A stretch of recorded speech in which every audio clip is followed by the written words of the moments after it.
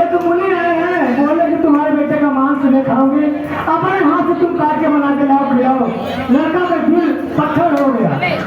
बोला कि माँ मैं जीऊंगा तो तेरे लिए, मरूंगा तो तेरे लिए, अगर मेरे शरीर में कोई भी नहीं तेरे काम आता है तू काट ले। हंस के लड़का बोला ऐसी माँ थी अपने कलेजे पत्थर के सर को धड़ से अलग कर देती है, छोटे छोटे पीस बना के और घर जाने के पास ले जाती है, मगर जो सारा वाला हिस्सा था कि शीशे के बोतल में रख के रख देती है कि कम से कम झुक के जी लिया करोगे।